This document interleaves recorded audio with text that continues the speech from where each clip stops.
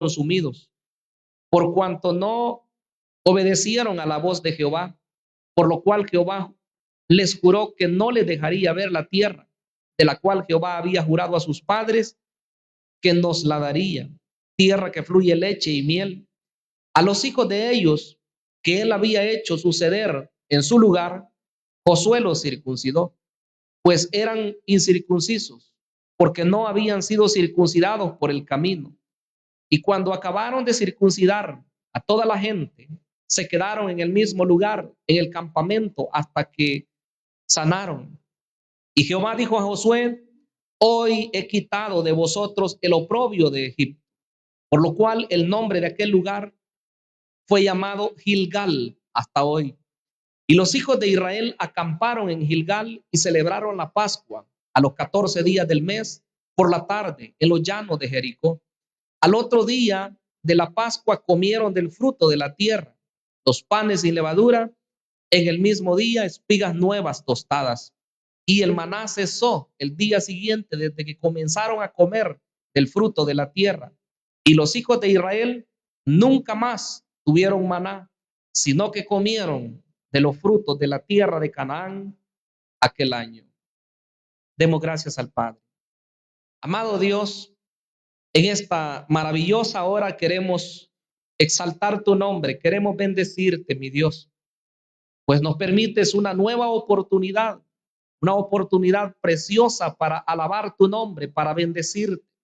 Nos reunimos, Señor, para proclamar tus grandezas, para proclamar que tú eres el único digno de la honra, de la gloria, de la alabanza. Señor, queremos pedirte también que nos hables, que tu palabra, Señor, pueda ser un refrigerio, que sea un banquete para nuestra alma, que podamos ser edificados, reconfortados, consolados y retados, pues tú eres, Señor, el que conoces cada una de nuestras necesidades. Mi Dios, te damos gracias en el nombre de Jesús. Amén y amén. Muy bien, el tema de hoy se titula Una renovación espiritual. Creo que si somos conscientes, en algún momento de nuestra vida, pues como que menguamos. En algún momento de nuestra vida, como que aquel ímpetu, aquella forma que el Señor pues pone en el corazón del creyente, como que viene un poquito abajo. Hermanos, Dios quiere que nosotros seamos esas personas que Él ha constituido, gente de fe, gente que Él ha cambiado, que Él ha transformado. Porque si hoy estamos aquí, no es por mérito propio. Si hoy estamos aquí, es porque un día el Señor nos alcanzó con su misericordia. Si hoy estamos aquí, es gracias al sacrificio de Cristo hecho en la cruz del Calvario por cada uno de nosotros. No tendríamos ningún lugar dentro del plan de Dios si no fuera porque Él nos había escogido desde antes de la fundación del mundo.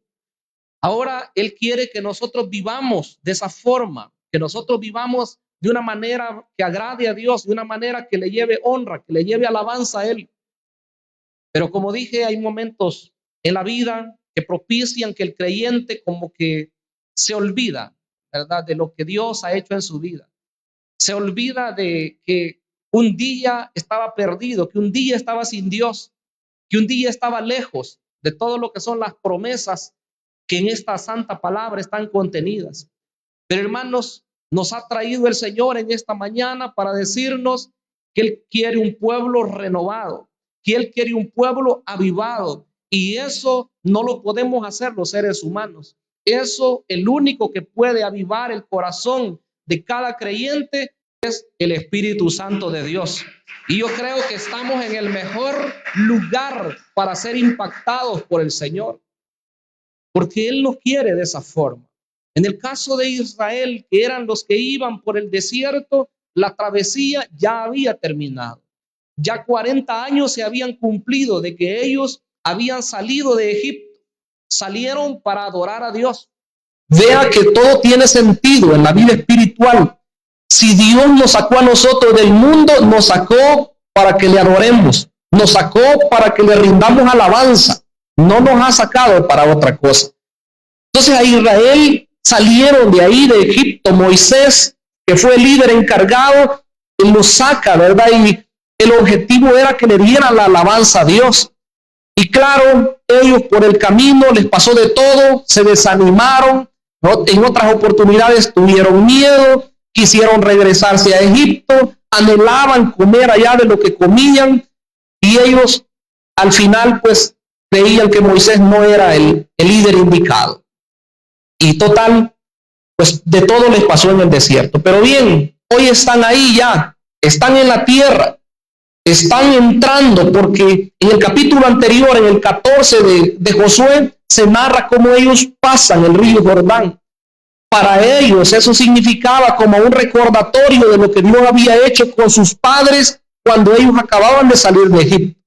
Porque según la escritura dice que ellos se fueron buscando el sur en el desierto, y ahí en ese lugar de repente ellos se encontraron con el mar, adelante el mar Rojo y atrás los egipcios siguiéndolos, y ese momento ha de haber sido de seguro cumbre en la vida de ellos. Ellos dijeron: hasta aquí llegamos, hasta ahí nos morimos.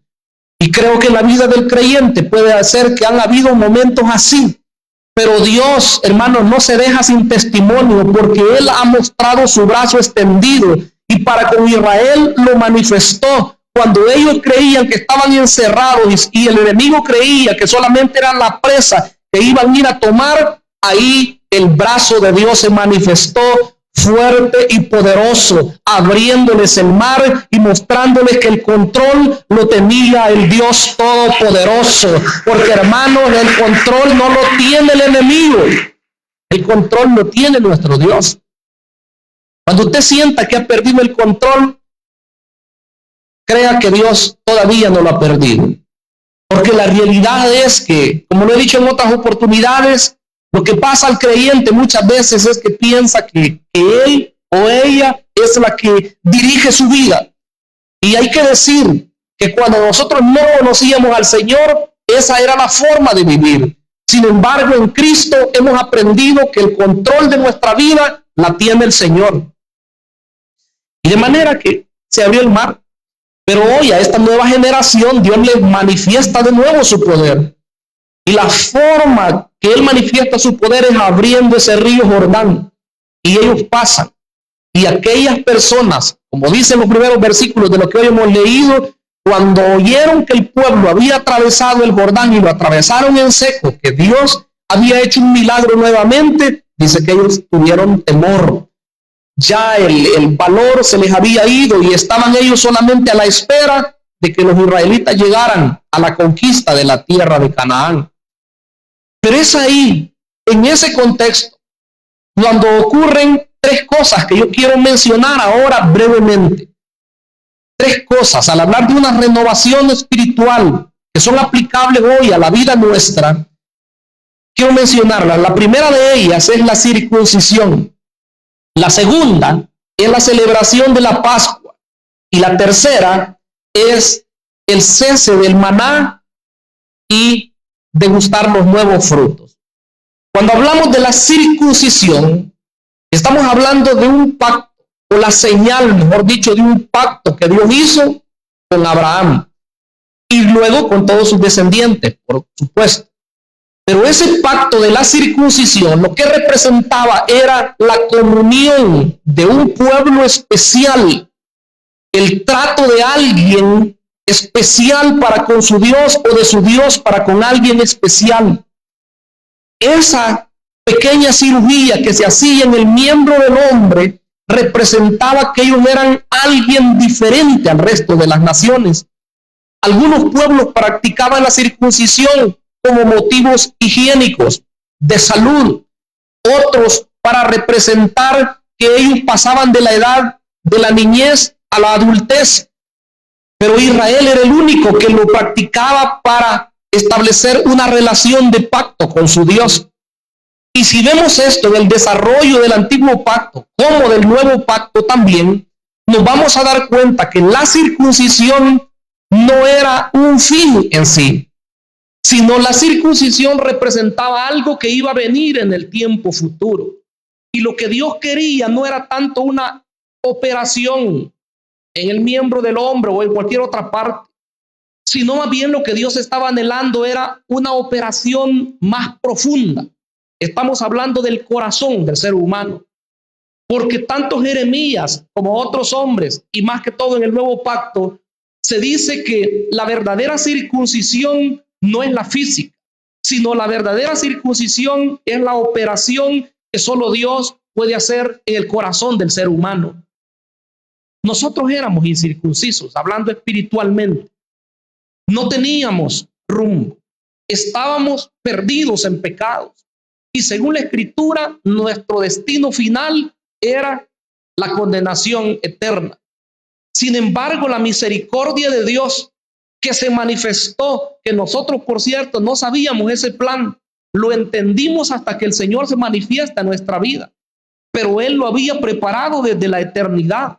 Cuando entendimos eso, nos damos cuenta que el que puede operar el corazón del ser humano para quitar un corazón de carne, para quitar un corazón de piedra duro, es Dios a través de su Espíritu Santo. Y la operación que Él hizo es una operación completa. Nos cambió el corazón y hoy podemos decir que hemos nacido de nuevo.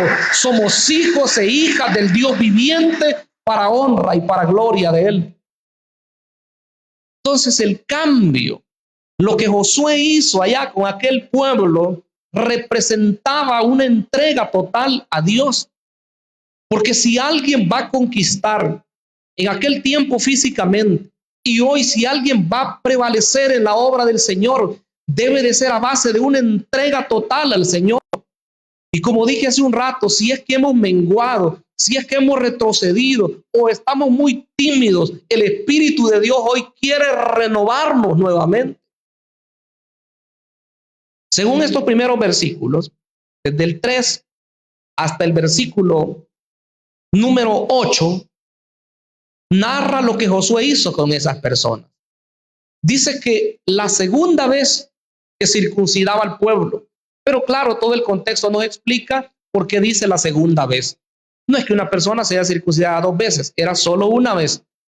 Lo que pasaba era que todos los guerreros, los que habían salido mayores de 20 años arriba de Egipto, dice que murieron en el desierto. Y ahí explica también la razón.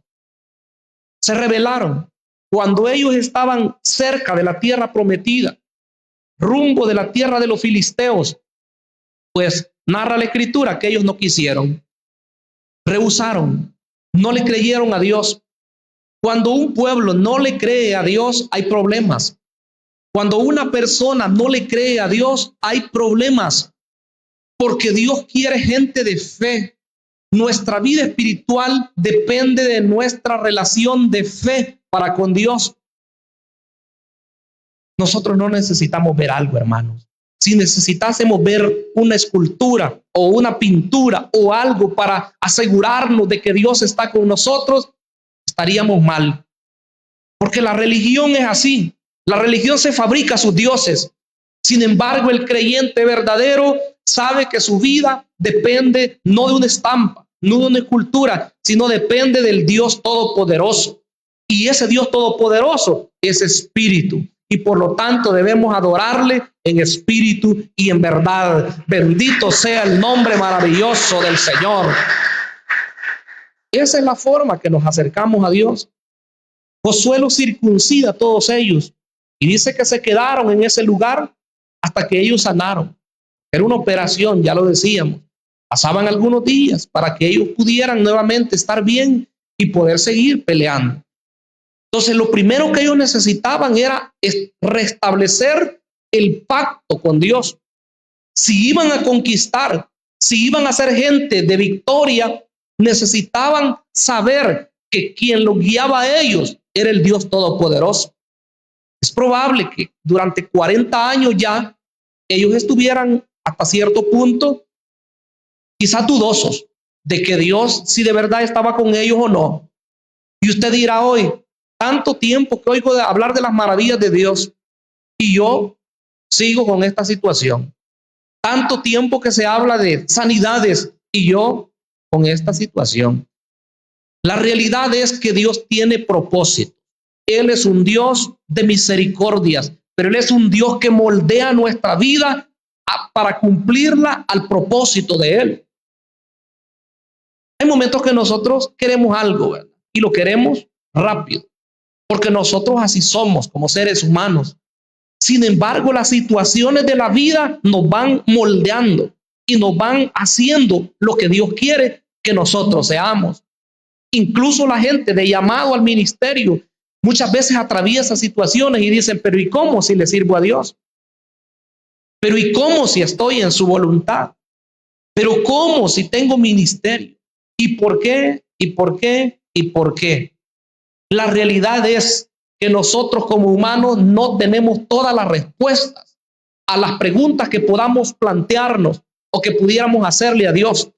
Pero sí debemos confiar que Dios, ese Dios de pactos, ese no se olvida de lo que ha planificado para tu vida y para mi vida. Lo que Él ha dicho lo va a cumplir. Eso tiene que estar segura la iglesia, que Dios cumple lo que Él promete.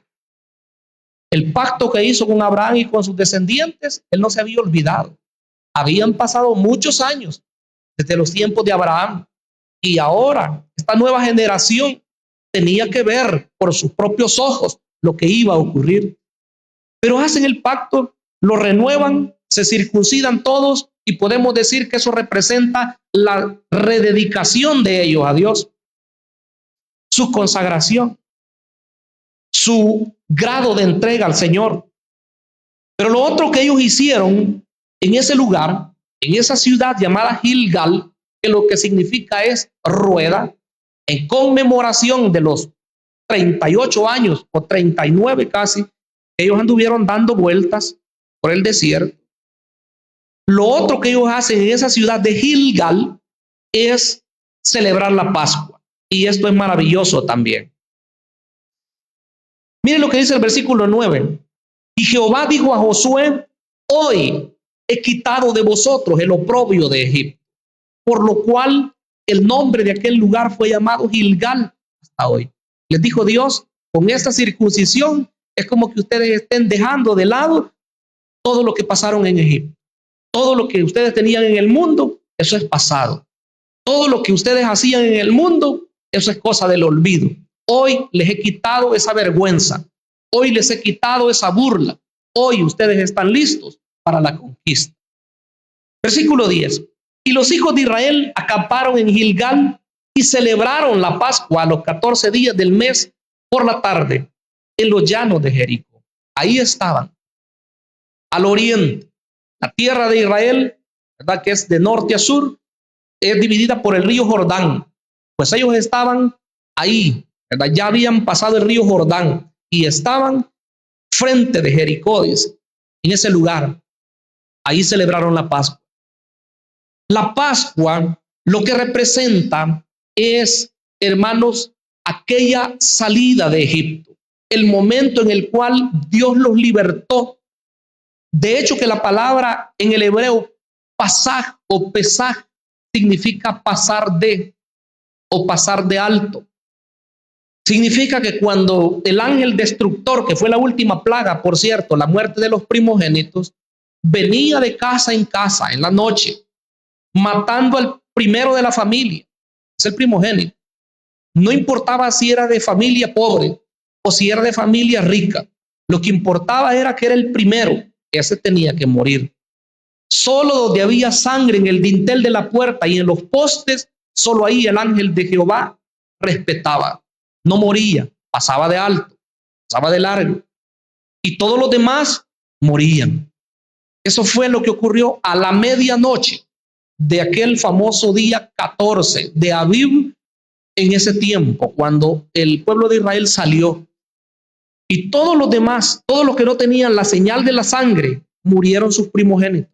Y total que el faraón les dice, váyanse, váyanse, ya no los quiero aquí. Salieron. La Pascua entonces representaba ese momento y ellos tenían que preparar un corderito por la noche. Ya estaba preparado con 4 días de anticipación en observación que fuera perfecto, que no tuviera ninguna mancha, nada, ninguna enfermedad. Tenían que prepararlo asado y tenían que comérselo con hierbas amargas, con panes sin levadura, y tenían que estar listos con un bordón en la mano, con el calzado puesto, porque ese día, o esa noche, mejor dicho, era el día de la liberación de ellos. Por eso yo digo, hermanos, un pueblo entendido no necesita que se le esforce. Un pueblo entendido sabe que lo mejor que puede hacer es dar gracias a Dios por la liberación que Él ha hecho en cada uno de nosotros. Si hemos sido libertados, debemos ser agradecidos también, porque Él nos libertó. Así como Israel sale de esa esclavitud de más de 400 años, se habla de 430 años exactos, de seguro que ellos iban felices. Cuando ellos llegaron, ustedes se recuerdan, y después que habían pasado el Mar Rojo, la Escritura dice en el capítulo 15 del Éxodo que ellos entonaron un cántico de victoria. Ese momento, ¿verdad? Donde Moisés, Aarón, María y todas las muchachas, dice que danzaban. Ese momento ha de haber sido, pero precioso el poder observarlo, porque ellos sabían que habían dejado atrás un mundo en el cual eran esclavos, pero hoy eran libres. Y nosotros debemos saber de igual forma que la Pascua, si bien es cierto que hoy no es una fiesta que nosotros literalmente la celebremos, pero la cena del Señor, que fue, hermano, conmemorada en el día que el Señor Jesucristo iba a entregar su vida, es lo que representa para nosotros no salir de Egipto literal, sino salir del mundo de pecados. Hoy nosotros no salimos de Egipto literal, salimos de las corrientes del mundo, salimos de esa vida de opresión, y el día que Cristo murió en la cruz del Calvario por nosotros, ese día se operó la libertad total, no solo de nosotros, sino de aquellas personas que todavía no le conocen, pero que están en el plan de Dios. Y nosotros somos los llamados para ir y proclamar las virtudes de aquel que nos ha llamado de las tinieblas a su luz admirable.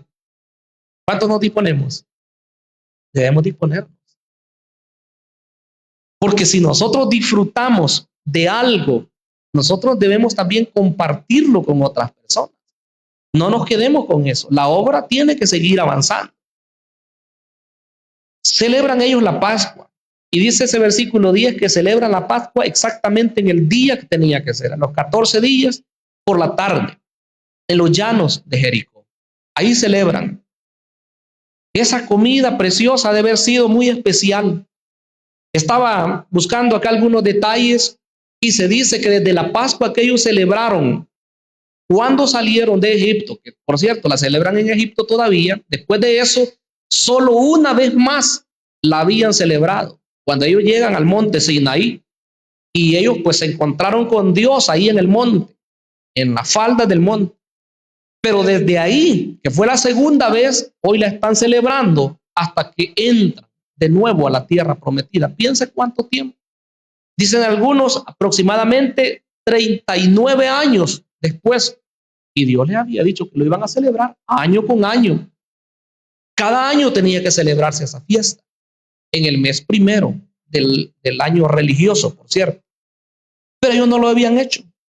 Se les había olvidado o sus mismos problemas no les permitían hacerlo. Cuando nosotros sintamos que las situaciones de la vida nos roban la comunión con Dios, es momento de reflexionar. Porque claro que hay muchas cosas que hacer en la vida, ¿verdad? Estudios, trabajos, quehaceres, bueno, todo lo que se hace normalmente en la vida. Pero si eso nos va a apartar de Dios, es momento de reflexionar, ¿verdad? Porque no puede ser que nosotros tantas cosas que tengamos, tantas cosas que hemos recibido de Dios y al final nos olvidamos del Dios que nos ha dado todas esas cosas. Seríamos ingratos nosotros, injustos. Cuando uno se convierte a Cristo, uno es, hermanos, una persona tan entregada a Dios y uno se recuerda de lo malo que uno era, de todo lo que hacía y uno dice, no, yo no dejo a Dios. No, nadie me va a apartar de mi Dios. El detalle es que el tiempo va pasando. Y cuando el tiempo va pasando, también la motivación de servir a Dios va menguando si uno no tiene cuidado.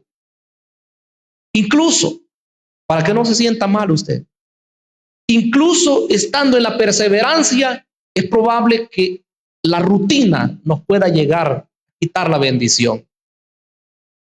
Porque nosotros somos de los que proponemos e invitamos al pueblo a que nos congreguemos lo más que podamos. Pero solo el hecho de congregarnos no nos garantiza también el que podamos estar en ese fuego de Dios, en la comunión con Él. Puede ser que nos congreguemos, pero puede ser también que el amor de Dios haya menguado en nosotros. A una iglesia, a la iglesia de Éfeso, de las que se le enviaron las cartas en el Apocalipsis, se le dijo que era una iglesia que trabajaba, que era una iglesia que reconocía los falsos y los había expulsado. Era una iglesia que tenía trabajo y trabajo y más trabajo y que era incansable. Pero le dijo Dios, tengo contra ti que has dejado tu primer amor. Si ese es el caso de alguien de los que estamos aquí o de los que nos ven a través de las redes, le digo, esta es la mañana especial. Esta es la mañana en la cual usted solito con el Señor, usted solita con el Señor, es para decirle, yo quiero consagrar mi vida de nuevo. Yo quiero que me renueves. Yo quiero entrar en esa bendición, en esa comunión. Entonces, al celebrar la Pascua, ellos, hermanos, estaban como recordando que ellos eran un pueblo libre y libre para exaltar al Señor. Pero pasemos a la parte tercera, el cese del maná y el disfrute de los nuevos frutos. El versículo 11 dice que al otro día de la Pascua comieron del fruto de la tierra, los panes sin levadura y el mismo día espigas nuevas tostadas. Mire qué precioso. Comen de los frutos, panes sin levadura, todo lo que preparaban ya ahí, y espigas nuevas. Ya no tenían necesidad, como dice el versículo 12. El maná cesó el día siguiente de que comenzaron a comer del fruto de la tierra. Y los hijos de Israel nunca más tuvieron maná, sino que comieron de los frutos de la tierra de Canaán aquel año y todos los que siguieron, por cierto. Entonces, Dios provee de manera sobrenatural. ¿Somos testigos nosotros o no? Dios provee de manera sobrenatural. Y quizás hay momentos en los cuales, que usted decía, en los momentos que fueron más difíciles, en la pandemia, por poner un ejemplo, fue en el tiempo cuando la provisión de Dios se vio. Yo creo que su pueblo nunca dejó de comer.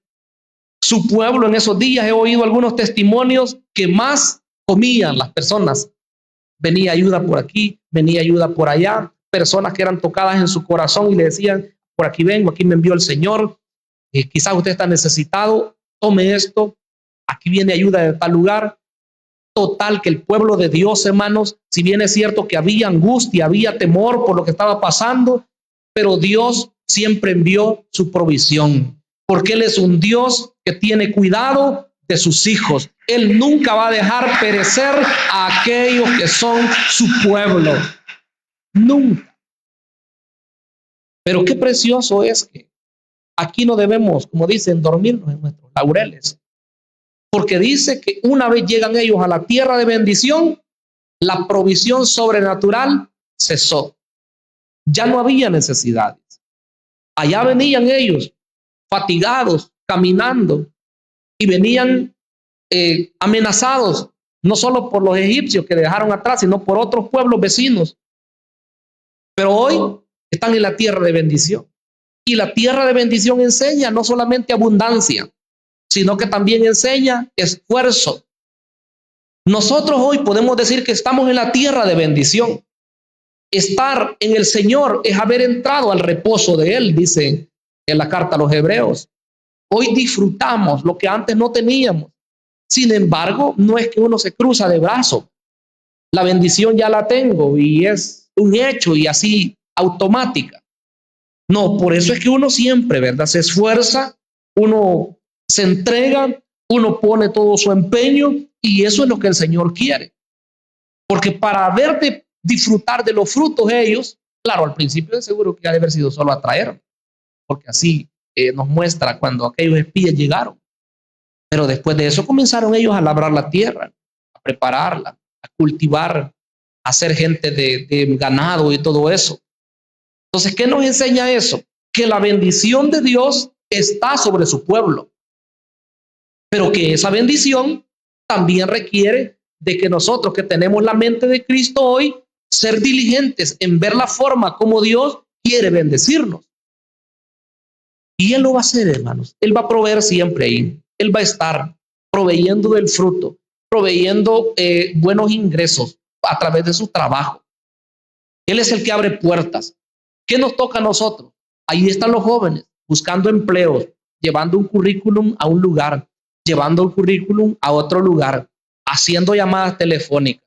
Y que ahí están preparándose los que estudian y los que ya terminaron su carrera. Entonces, ¿Dios qué hace? Abrir nuevas puertas. Y los que están pidiendo otro trabajo también, ¿verdad? Yo sé que el Señor tiene el control. Hay momentos en los cuales algo se volvió insoportable. Creamos lo que Dios siempre tiene, una puerta abierta. Y la puerta que Dios abre, nadie la puede cerrar. Solo hay que confiar. Solo hay que esperar. Solo hay que ponernos en la voluntad de Él. Lo mejor que podemos hacer es clamar al Señor. Y clamar significa confiar en Él. Significa creer que Él va a actuar. Y en el momento oportuno, ahí es donde nosotros hacemos lo que tenemos que hacer, ¿verdad? Hablar por un lado, como ya dije, llevar papeles allá al otro lado, pedir a otra persona que nos pudiera ayudar. Dios va a usar a quien Él quiera usar. Pero de algo sí podemos estar seguros, que Él no nos va a dejar, porque Él tiene cuidado de nosotros, hermano. Así es. Entonces César dice, el maná, al día siguiente que ellos entran, comienzan a comer del fruto de la tierra. Nunca más ellos tuvieron maná, sino que comieron del fruto que ahí se producía. Si ellos pudieron depender de Dios y vieron lo que Dios era capaz de hacer, ¿por qué nosotros no? Es cierto que, como dije al principio, que es probable que la comunión muchas veces esté fallando, pero hoy es el momento. Este es el día que Dios ha hecho, ¿verdad? Como dice el Salmo 118, 22, este es el día que hizo Jehová. Nos gozaremos y alegraremos en él. Este es el día de salvación.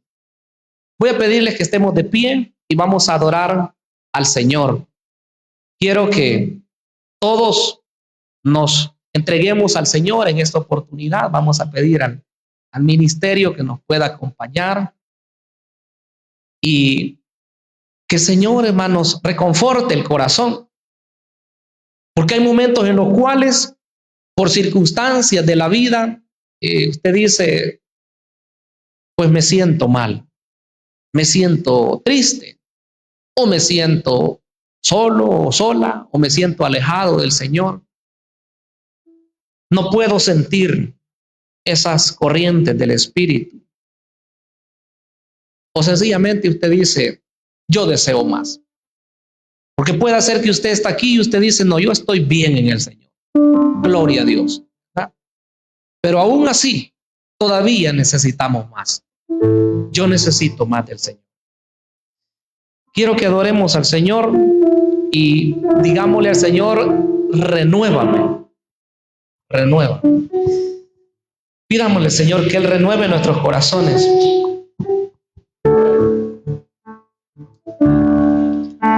Renuévame, Señor Jesús. Y ya no quiero ser igual. Renuévame, Señor Jesús.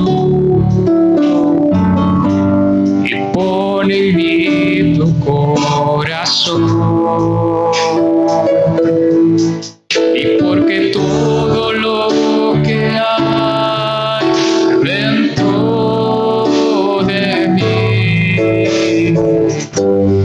Necesita ser cambiado, Señor. Y porque todo lo que hay dentro de mi corazón necesita más de ti. Y porque todo lo que hay dentro de mí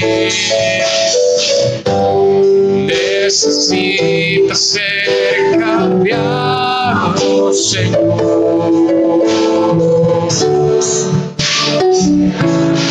Dentro de mi corazón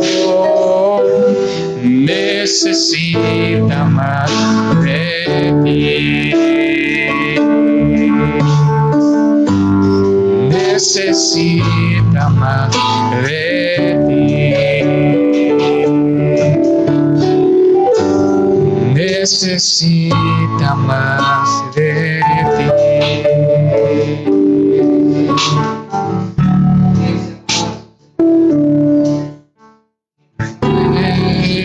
Llévame, Señor Jesús, ya no quiero ser igual.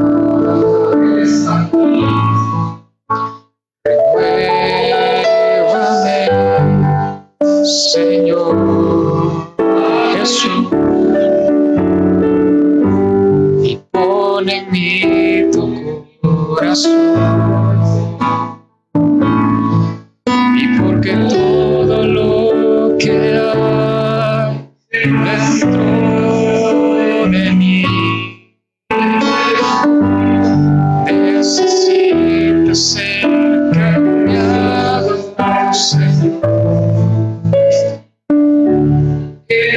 Porque todo lo que hay dentro de mi corazón necesita más de ti. Porque todo lo que hay dentro de mí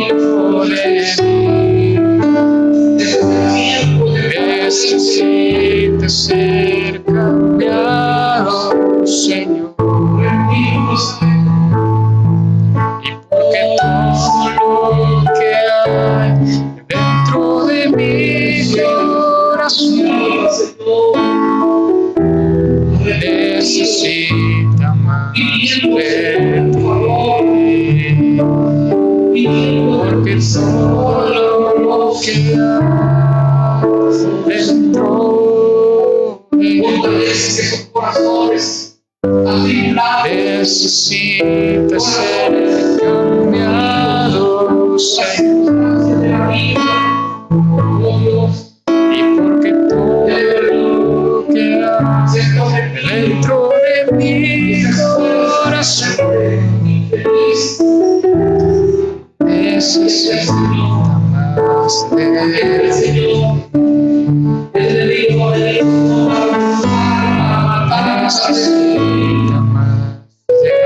Necesita más de ti. Necesita más de ti. Necesita más de ti. Necesita más de ti.